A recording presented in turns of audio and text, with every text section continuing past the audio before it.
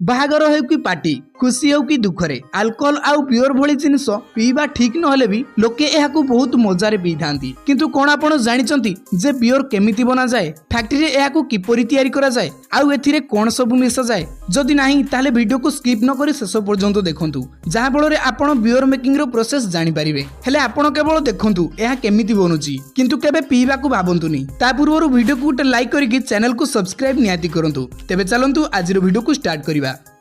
सांग माने फैक्ट्री रे बहुत प्रोसेस परे बियर बनी थाए। बियर बनैबा आरंभ होउची एठारे थिबा शस्यरु। एही बियर को अंकुरित शस्यरु तयारी करा जाए, आउ सेही शस्य भिन्न भिन्न क्षेत्ररु आना जाए, जेमिति कि चाउल, गहम आउ अन्यान्य भलो जिनिसरु। शस्य अमल परे एहाकू ट्रक द्वारा फैक्ट्री को आना जाए, आउ फैक्ट्री रे प्रथमे एहाकू अंकुरित करा जाए, कारण अंकुरित न होइथिबा शस्य बियर बनी परिबो नाही। फैक्ट्री लोक माने निर्दिष्ट प्रक्रिया द्वारा शस्य को अंकुरित करि थांती, जो काम पाई प्राय 4 रु 5 दिन समय लागि थाए। तापरे एहाकू गुटे बड़ टांकी भीतर को दिया जाए, जेउठारे एथिरे बहुत सारा पानी को मिसा जाए। तापर सही मिश्रण रे खमीर मिसा जाए, जहा एक विशेष प्रकार फंगस अटे। यह मिसैबा द्वारा शस्य सड़ीवा प्रक्रिया आरंभ हुए, काहेकि ना खमीर सबु जिनिस को सढ़ई की फुलई दिए। एही प्रक्रिया को ब्रेड बनिया पाई मध्य व्यवहार करा जाए।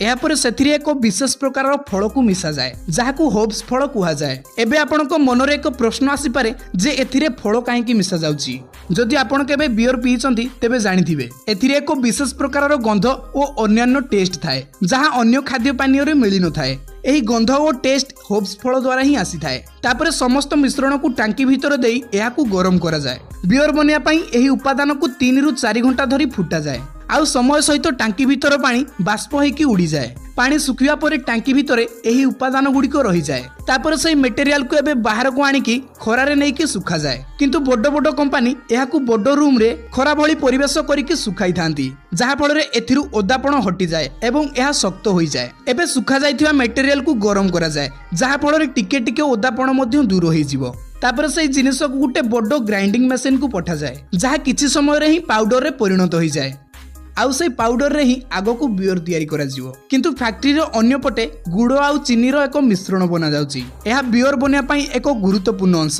तापरे पूर्वरु बनिथिबा पाउडर आउ गुड़ चीनी मिश्रण को एका साथी रे मिसा जाए, आउ एहा को भलो से गरम करा जाए, जहा फल रे ऊपर बहुत सारा फेण आउ तळे बहुत लिक्विड रही जाए। आउ सेही लिक्विड को बाहर करी आउ गुटे टांकी रे रखा जाए। तापर सेही लिक्विड रे अल्कोहल को मिसा जाए, किंतु एथिरे बहुत कम परिमाण रो अल्कोहल मिसा जाए, जहा द्वारा अन्य मद भली एथिरे निशा होई न थाए। तापर सेही लिक्विड को आउ गुटे टांकी को पठा जाए, आउ सेठारु एही लिक्विड को स्टोरेज रूम को पठा जाए, जोटी बहुत सारा काठरे तयारी ड्रम थाए। आउ सेही ड्रम रे एही लिक्विड को 3 मास पर्यंत छाड़ी दिया जाए। जतबेले